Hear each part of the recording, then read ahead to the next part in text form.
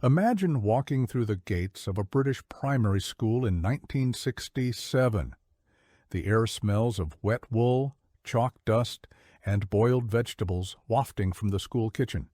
You can hear the rhythmic clatter of wooden chairs scraping against parquet floors, the distant echo of a teacher's voice reverberating down a cold corridor, and, somewhere in the distance, the sharp crack of a leather strap against a desk.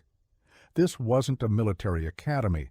This was just school. Ordinary, everyday school, where the rules were as rigid as the wooden desks you sat at, and breaking them came with consequences that today would spark outrage, headlines, and quite possibly legal action.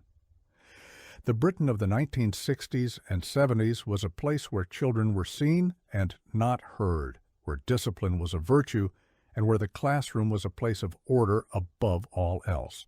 Today, we're going to rediscover 12 school rules that every child from that era remembers, rules that shaped a generation and that now seem to belong to another world entirely. Number 12. You stood when an adult entered the room, the moment a teacher, the headmaster, or even the school secretary walked through that classroom door. Every child in the room rose to their feet in absolute silence. It wasn't a suggestion. It wasn't optional. It was as automatic as breathing. You'd hear the scrape of chairs against the floor, a synchronized movement like a bizarre, choreographed dance. And there you'd stand, back straight, hands at your sides, waiting for permission to sit back down. The rule was about respect, certainly, but it was also about something deeper, about knowing your place in the hierarchy of the school, of society itself. You were a child, they were an adult. And that distinction mattered more than anything else. The silence that accompanied this ritual was profound. No whispers, no fidgeting. Just the sound of 30 pairs of lungs breathing quietly, waiting for the teacher to nod or say, "Sit down, please," before the lesson could begin. Try that today and you'd be met with bewildered stares from children who've been taught that respect is earned, not automatically granted. Modern classrooms buzz with a different energy, where students might call out answers, interrupt with questions, where the dynamic between teacher and pupil is far more fluid, far more conversational. The very idea of standing every time an adult walks in would seem archaic, almost comically formal, like something from a Jane Austen novel, rather than a 21st century comprehensive. Number 11. Boys and girls had separate playgrounds and separate entrances.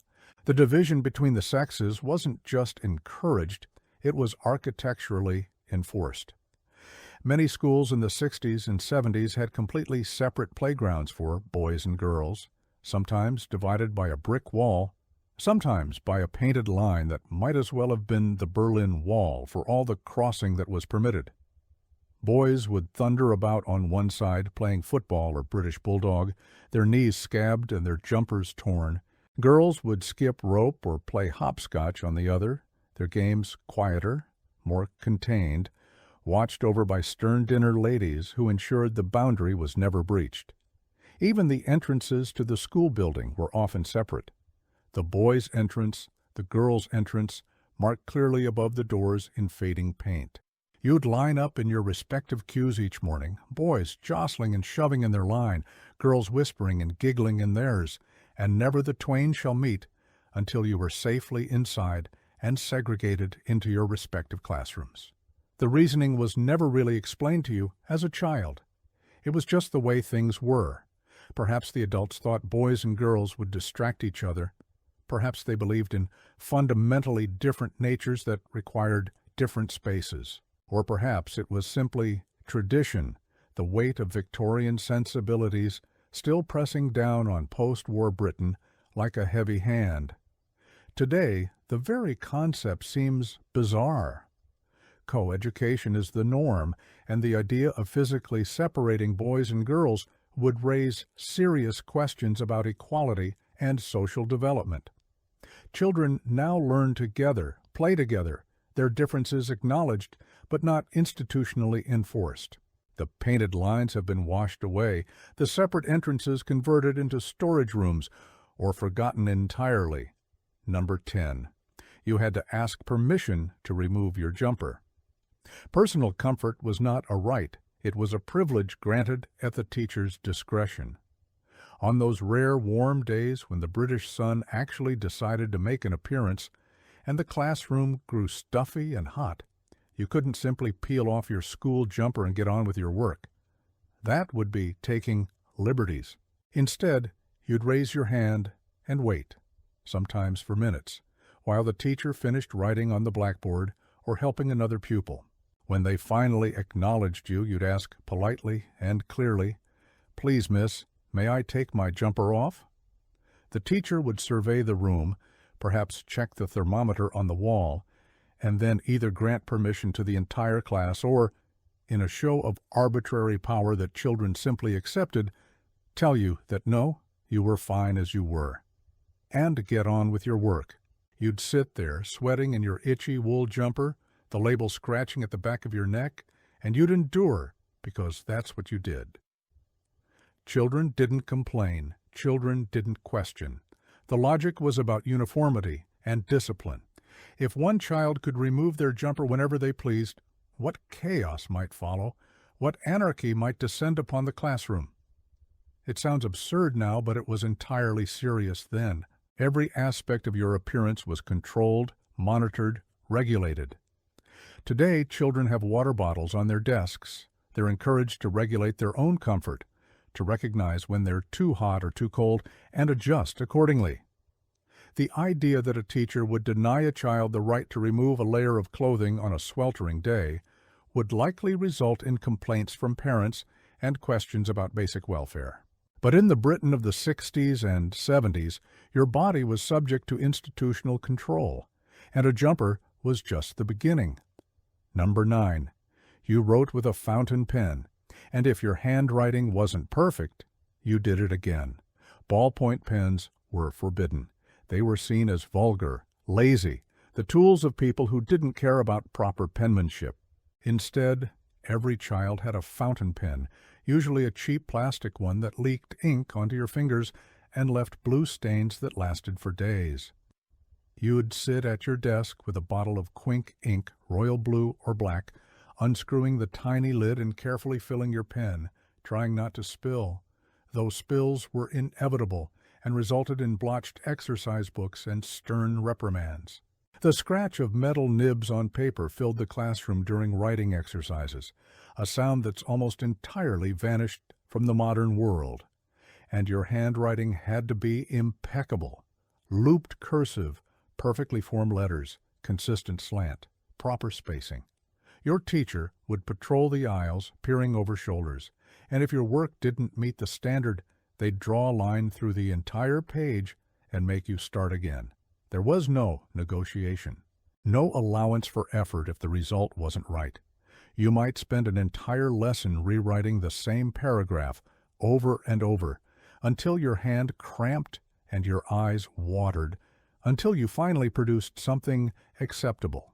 It was brutal, but it produced generations of people with beautiful, legible handwriting, a skill that's now becoming increasingly rare. The smell of ink was part of the sensory experience of school, along with the frustration of a clogged nib or a pen that refused to write, leaving you frantically scribbling on scrap paper to get the flow started again. Today, most children barely use pens at all. They type on keyboards, tap on tablets, their handwriting often barely legible because it's simply not prioritized anymore. The fountain pen has become a relic, something your grandfather might have in a drawer, and the painstaking art of copper plate handwriting is a curiosity rather than a requirement. We've gained efficiency, certainly, but we've lost something tactile, something that connected the hand to the mind in a way that typing never quite replicates. Number 8. You were caned or slapped with a ruler for misbehavior. Corporal punishment wasn't hidden away. It wasn't whispered about. It was official policy, practiced openly, and considered not just acceptable, but necessary for maintaining order. The cane hung on the wall in the headmaster's office or was kept in a drawer in the teacher's desk, a constant reminder of consequences. For boys, serious infractions meant a trip to the head's office for several strokes of the cane across the palm of your hand or, worse, across your backside.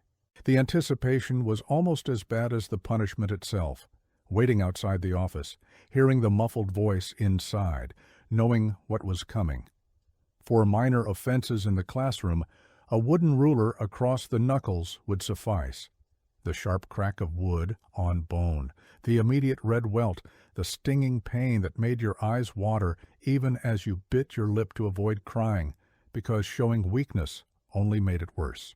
Girls generally received less physical punishment than boys, but they weren't exempt.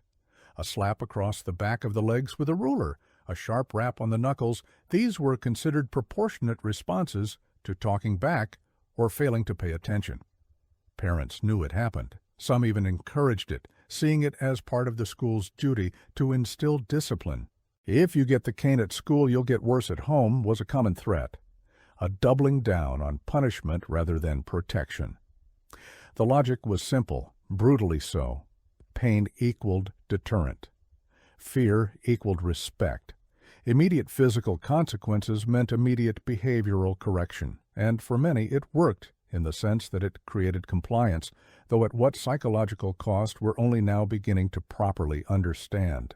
Today, corporal punishment in British schools is illegal, has been since 1987 in state schools, and 1999 in private schools. Teachers can't lay a hand on a child, full stop. The very suggestion would be career-ending, possibly criminal. We've recognized that physical punishment damages rather than improves, that fear is not the same as respect, that there are better ways to teach children right from wrong. But for everyone who went to school in the 60s and 70s, the memory of that ruler, that cane, remains vivid, a symbol of an era when authority was absolute, and children's bodies were considered legitimate targets for adult violence. Number 7. You drank milk from small glass bottles with cardboard stoppers. Every morning, come rain or shine, there would be crates of milk bottles delivered to the school. Small glass bottles, a third of a pint each, with cardboard tops that you'd pierce with a straw, though more often you'd just peel back the foil and drink straight from the bottle. The milk was meant to be nutritious, part of a government scheme started after the war to ensure children got proper nutrition. The Milk Marketing Board convinced generations that milk would make you strong, healthy, give you good bones and teeth. But the reality of school milk was far less appealing than the advertisements suggested. In summer, the bottles would sit in the sun, the milk going warm, developing that slightly off taste that made you gag as you forced it down. In winter, they'd freeze, the cream pushing up through the top like a little frozen mushroom, and you'd have to thaw it near the classroom radiator, often resulting in milk that was simultaneously icy and curdled. The taste was distinctive, not quite like the milk you had at home from the fridge. It had a slight metallic tang, probably from the bottles, and it coated your mouth in a way that made you desperate for a biscuit or a piece of fruit to wash it down. But you drank it because you had to. The teacher would watch to ensure every bottle was emptied, and wasting milk was a serious offense, tantamount to disrespecting the resources that had been provided for you. Some children loved it, genuinely enjoyed their morning milk break. But for many, it was a daily ordeal, a small torture that had to be endured. The memory of warm school milk on a hot June day is visceral for anyone who experienced it, a taste that can still make people grimace 50 years later. Margaret Thatcher, as Education Secretary in the early 70s, ended free milk for children over 7, earning her the nickname Milk Snatcher. And while many children celebrated the end of their milk ordeal, there was genuine outrage from parents and nutritionists who saw it as an attack on children's welfare. Today, the little bottles are gone entirely. Schools might offer milk, but it's cold, from a carton, optional rather than mandatory. The ritual of morning milk has vanished, and with it, a peculiarly British experience that united a generation in shared suffering and nostalgia. Number 6. You changed into plimsolls for PE, regardless of the weather or the activity. Physical education was serious business, and proper footwear was non-negotiable. Every child had a PE bag, usually a drawstring affair in your house colors, containing a pair of black plimsolls, those thin canvas shoes with rubber soles that provided about as much support and protection as a pair of slippers. For indoor PE in the hall, you'd line up in the changing rooms, stripped down to your vest and pants, boys in their pants and vests, girls in their regulation navy blue knickers and white vests, and pull on those plimsolls. The smell of sweaty children and rubber filled the room, mingling with the musty scent of the PE equipment cupboard where the wooden benches and canvas mats were stored. For outdoor PE, you'd wear shorts and a polo shirt, but the plimsolls remained the same. Running across muddy fields? Plimsolls. Playing football in the rain? Plimsolls. Cross-country running through woods and over streams? Still plimsolls. They'd get sodden within minutes, squelching with every step, the canvas going dark with water, your feet sliding around inside them. By the end of the lesson, you'd be soaked through, your feet freezing. But that was just part of the experience. No one had proper trainers or specialized sports shoes. That was for professional athletes, not for ordinary school children. The plimsolls cost a few shillings from Woolworths, and they lasted about a term if you were lucky before the sole started separating from the upper or a hole wore through the toe. When they wore out, you got another pair identical to the last. There was no fashion, no brand consciousness, no Nike or Adidas. Just cheap black plimsolls and the acceptance that your feet were going to hurt, you were going to slip on wet grass, and you'd probably twist your ankle at some point, but that was just the price of physical education. Today, children arrive at school with purpose-built trainers, different shoes for different activities, technology in the soles that cushions and supports. Sports Day is a parade of fluorescent colors and branded gear. The humble plimsoll has been relegated to beach holidays and nostalgia, and no parent would dream of sending their child to play sport in such flimsy, inadequate footwear. But back then, everyone had them. Everyone suffered in them, and everyone has the scars and memories to prove it. Number 5. You had a handkerchief inspection every Monday morning. Personal hygiene was a matter of public scrutiny. Monday mornings began with the teacher walking between the rows of desks, and every child had to produce a clean handkerchief. Not a tissue, mind you. Those were considered wasteful and unnecessary. A proper cotton handkerchief, preferably white, ideally with your name sewn in the corner by your mother. You'd hold it up for inspection, and the teacher would nod approval or frown disapproval if it looked gray or crumpled. Some teachers would actually check if it was clean by examining it closely, and woe betide anyone who tried to pass off last week's handkerchief as fresh. If you didn't have a handkerchief, you'd receive a lecture about cleanliness, responsibility, and consideration for others.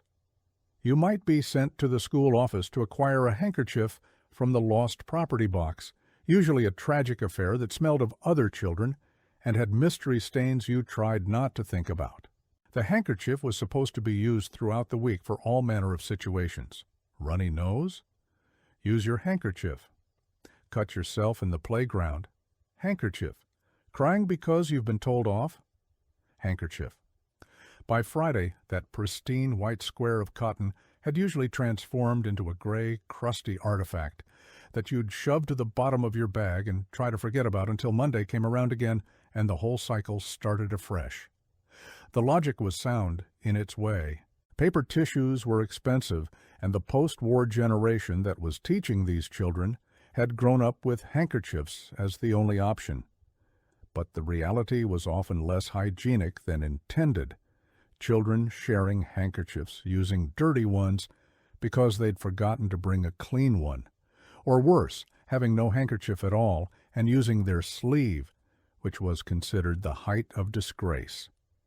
Today, handkerchiefs are almost obsolete. Tissues are cheap, disposable, hygienic. Children blow their nose and throw the tissue away. No one inspects them for cleanliness at the start of the week.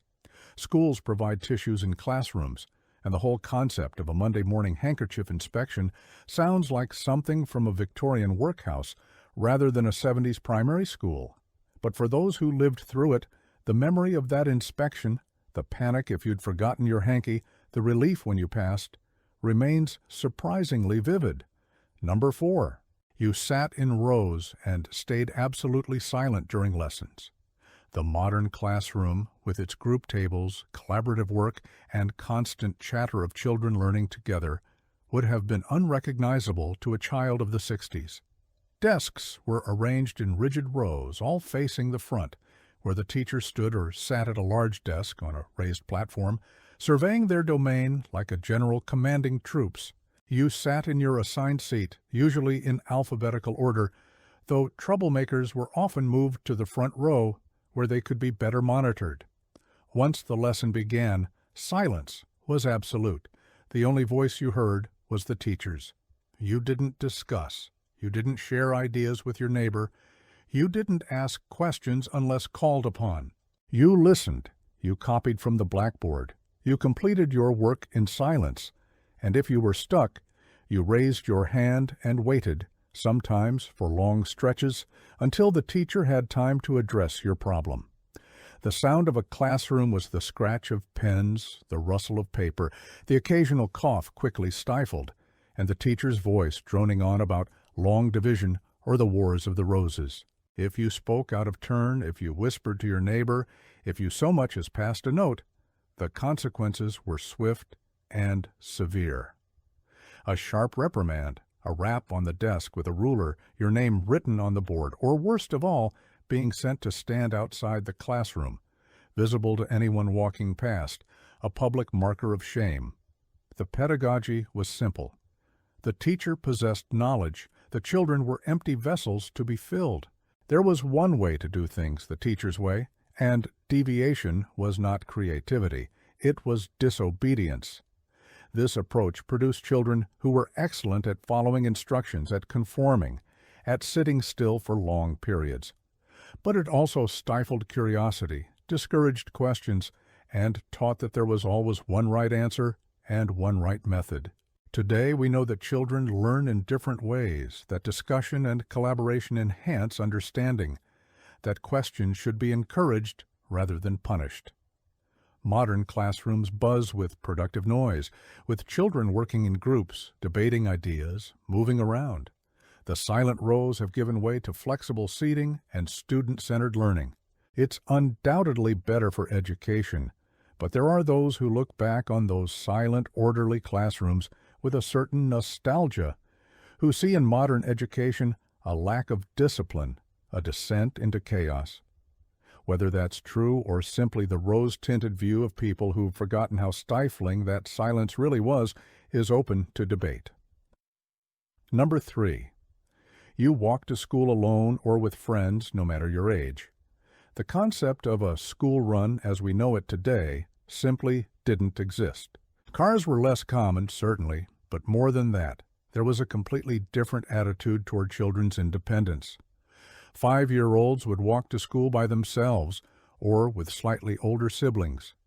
7- and 8-year-olds would meet their friends at street corners and make the journey together unsupervised by adults. 10-year-olds might walk a mile or more, crossing busy roads, navigating complicated routes, and no one thought twice about it. Your mother would stand at the door, perhaps watch you reach the end of the street, and then get on with her day, confident that you'd arrive at school safely. Children walked in all weathers.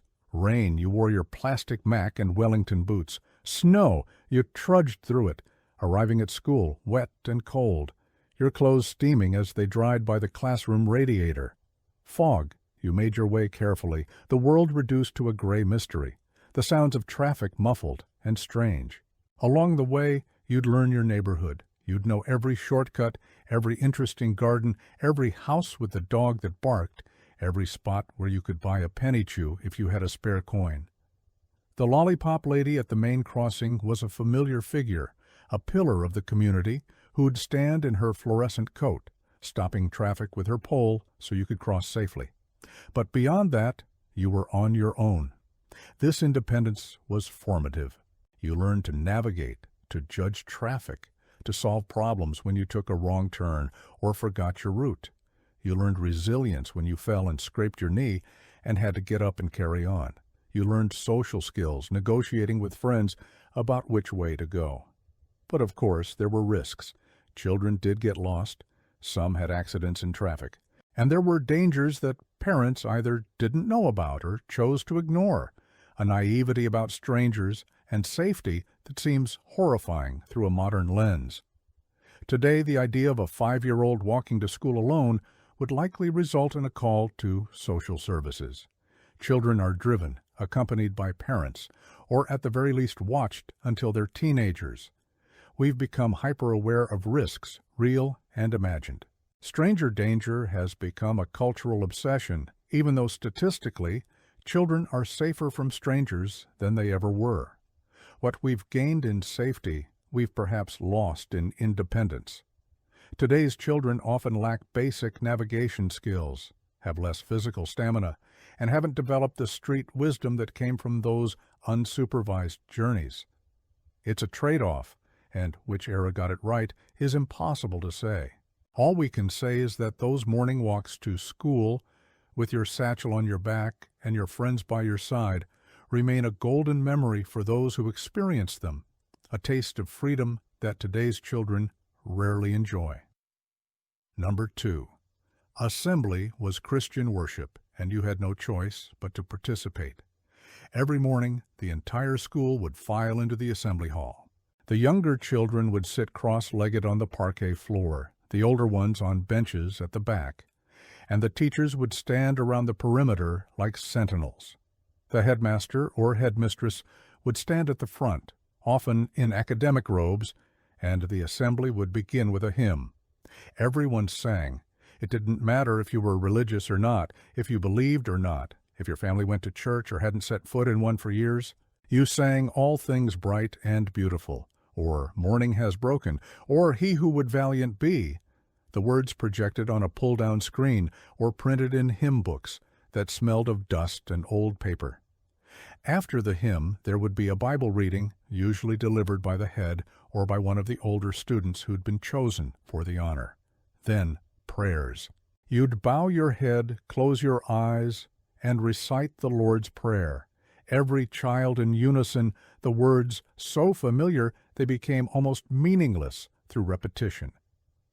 For those from non-Christian backgrounds, and there were some, though fewer than today, this was an alienating experience, a daily reminder that they were different, that they didn't quite belong.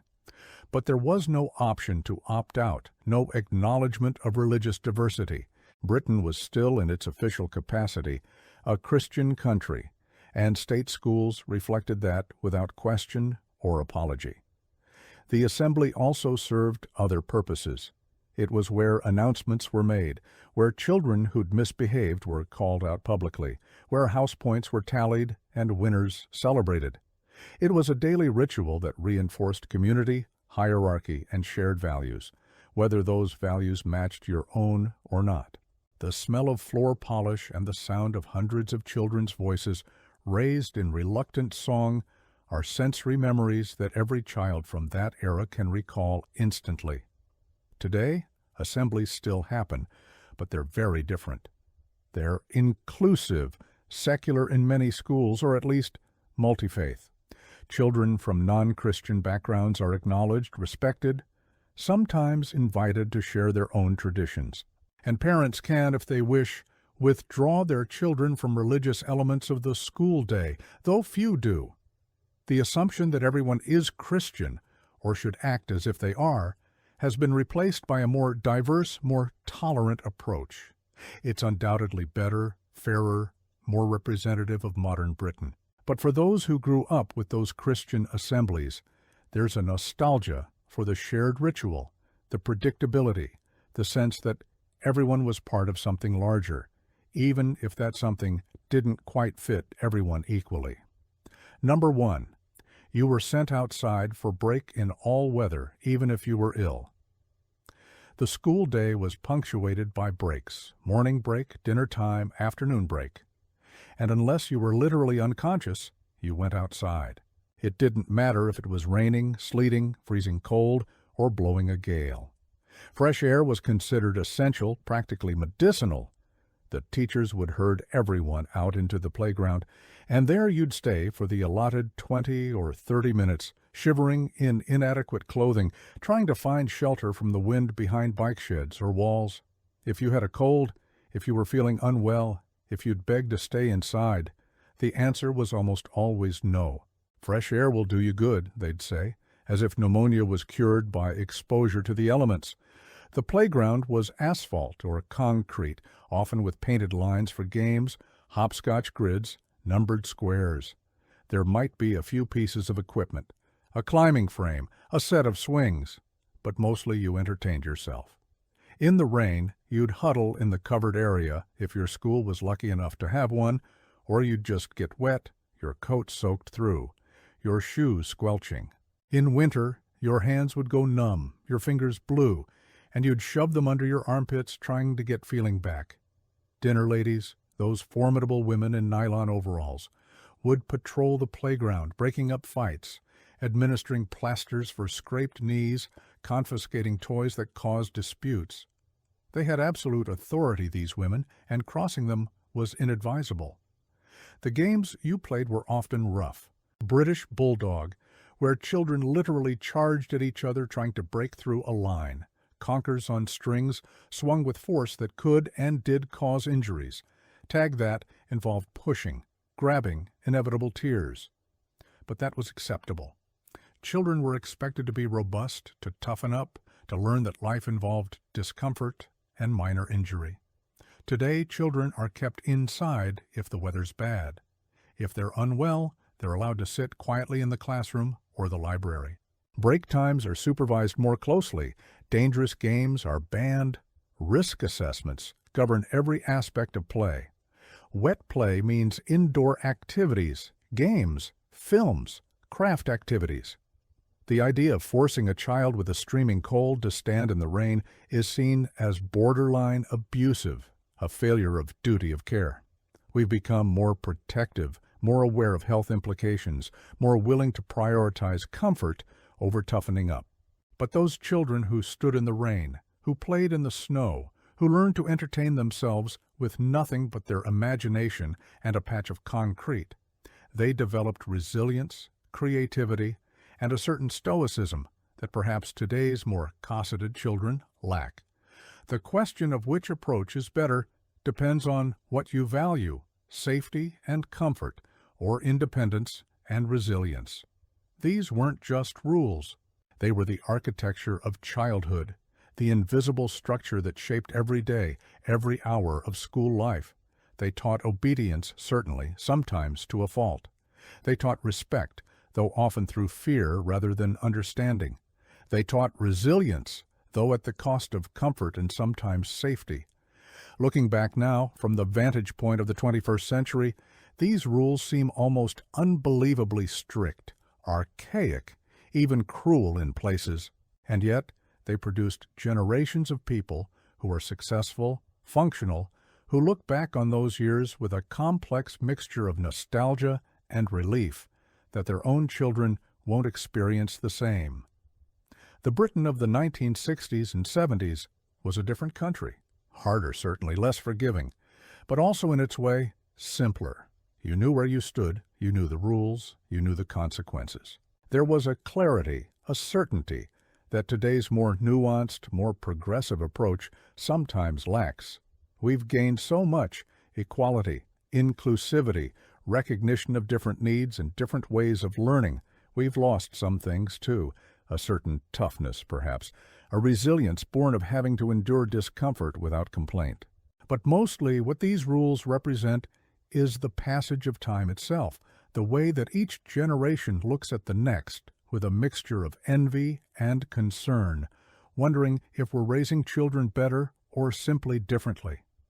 These memories, these rules, they're not just personal history, they're social history, markers of how far we've come, reminders of where we've been. And for those who lived through them, They're proof that childhood survives all manner of approaches, all manner of rules, and that somehow, despite everything, or perhaps because of it, we grew up anyway.